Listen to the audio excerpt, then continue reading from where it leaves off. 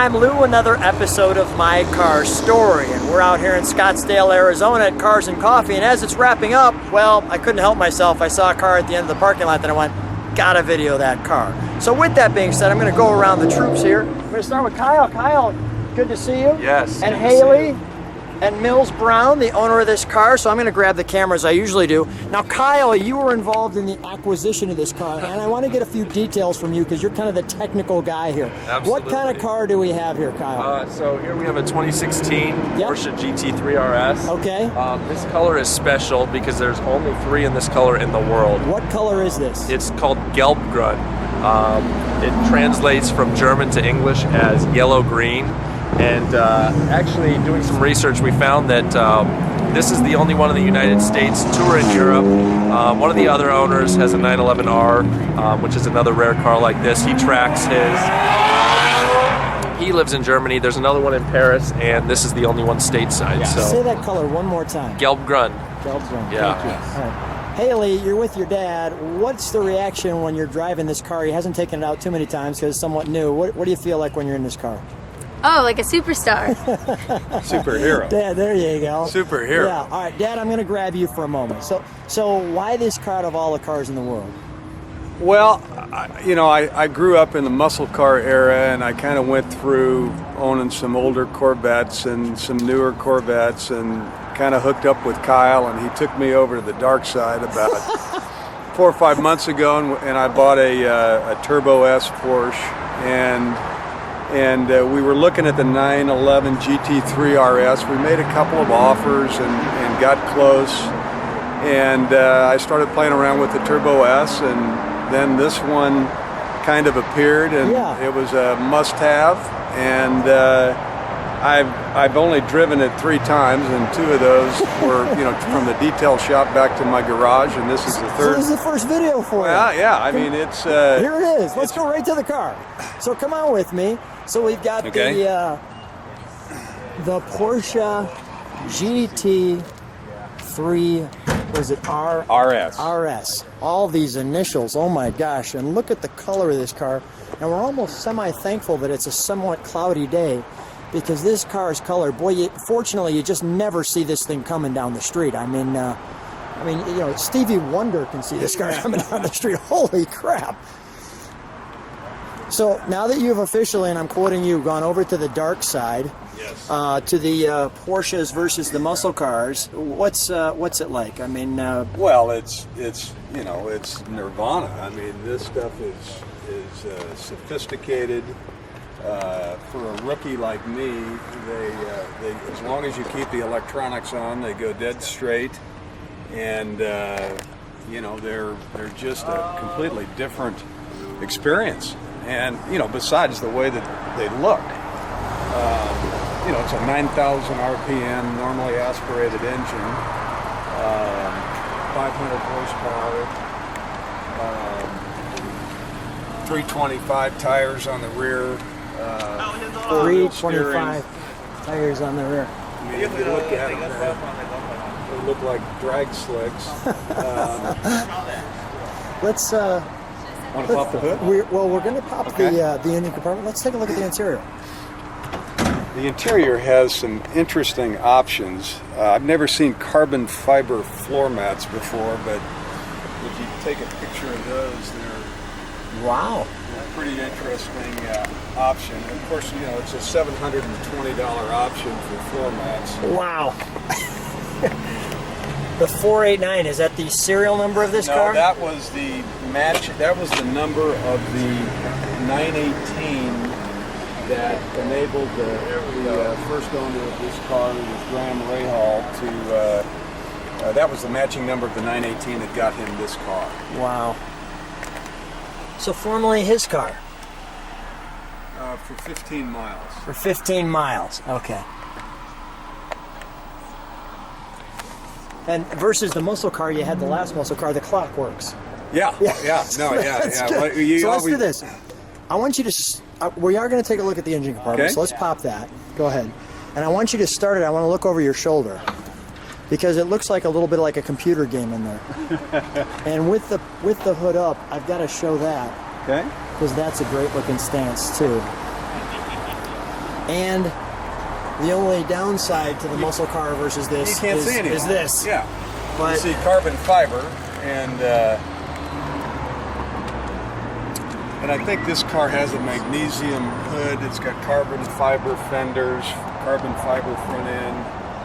I believe this hood is carbon fiber. there's our details there. So here's what I want to do. Let's shut the non-existing engine compartment.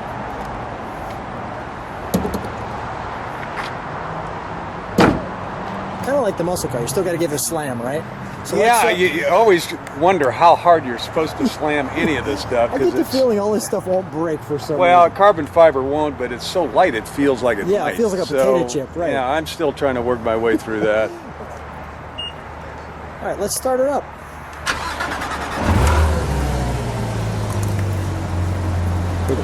Let's go a little dead center here for a minute. Yeah, so I can just kind of do that. That tells you where it's dead center. And there. This is an interesting option where it raises the front axle lift is the option. So when you get to speed bumps, you press this button. Oh, I have to shut the door. Okay, shut the door. Shut the door. Okay, down, watch it. I'll press it, it'll go up. Wow. That's a nice little toy, right? Well, and then you hear it blow the air out when it comes back down. It's pretty interesting. Let me hear the back end of this thing. Let's hear some sound.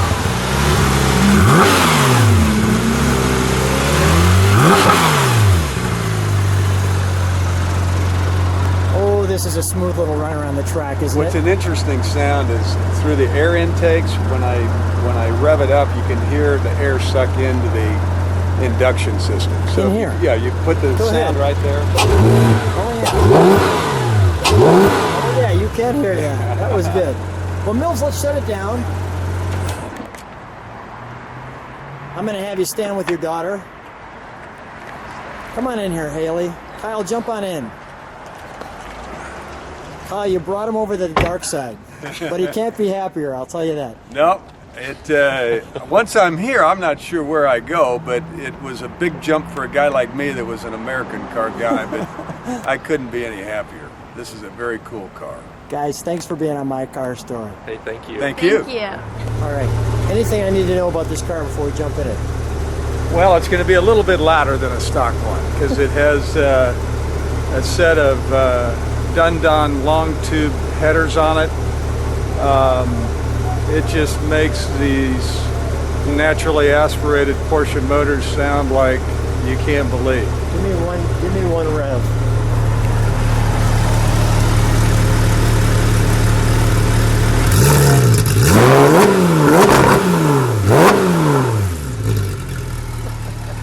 I'm ready. I'm ready.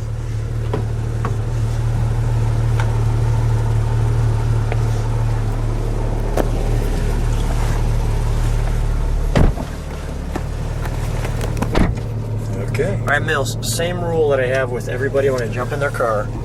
Okay. Don't bounce the camera off my face. Okay, all right. You got it. All right. And that's a gorgeous clock. All right, so we are in PDK Sport, and we got the PDK mufflers. Sport, what does that mean? It tightens everything up, from Okay. suspension to shift points to just about everything. And then we've got the exhaust open. The exhaust is open.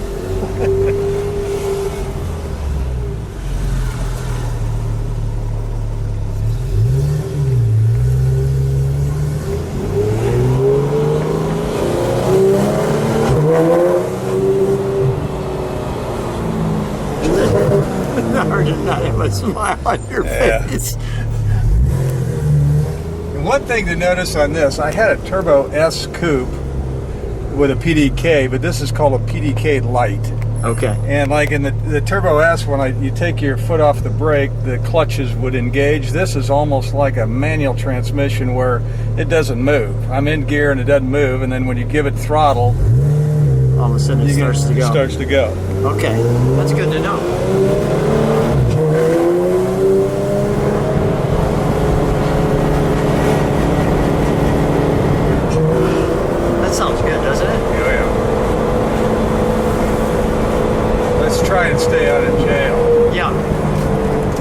it's great video if we do get in jail. I'll tell you that. We have a lot more subscribers and viewers.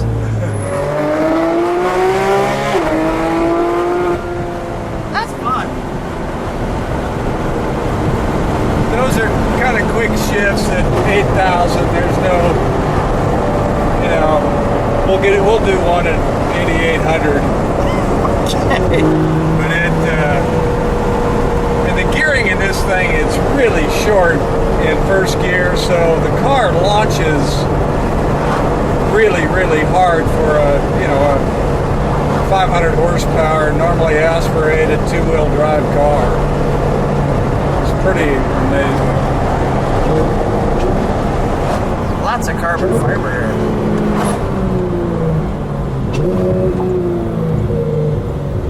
It's got a little sound to it. That's the air sucking in the. Okay, hang on here. Wow. That Prius, I think, just became a gas car. Lost its electricity. Now, let's have some confession here. You used to be a muscle car guy. Yes.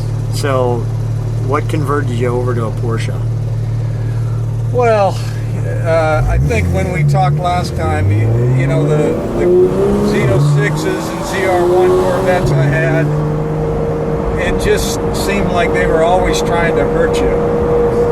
where this car has a, you know, much more sophisticated set of electronics, and frankly, you can point this and go, and you know, if you take the electronics off, you better know what you're doing. But for a rookie like me, I feel like I can't get hurt in this. Well, that's good. Yeah, I'm not trying to set records. But you feel that you possibly could because you have an advantage. Absolutely. Okay. I mean, if you're, you know, I've never raced anybody on the street, but if you were to do that, you know, the Corvettes that I had, you just always felt like It could get away from it you. was gonna, you know, it was gonna bite you. And you can go on YouTube and see 20 of them, you know, go sideways.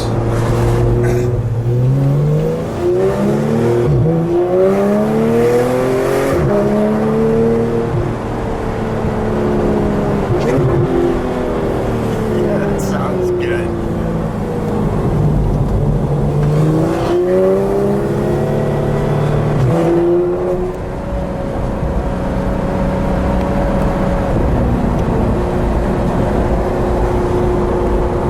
What a treat, yes? Yeah. How much fun is this? It's, well, we've driven on an no license plate. I've obviously broken the speed limit. Well, just barely over the speed limit. Let's pause it. I think you were doing 51 and a Yeah, I 50. think that's right. I think that's what it came out to be. so we'll get it back in the holster. With that all being said, Bills, thanks for being on My Car Story. Thanks for taking us out in your car. And amazing car, amazing sound. Wonderful to get a chance to ride in this race car. Well, Lou, there's not many people I do it for, but you've been so nice to me, and you're a good guy, and hopefully people like this. Sounds great. Thanks for being on My Car You Story. bet.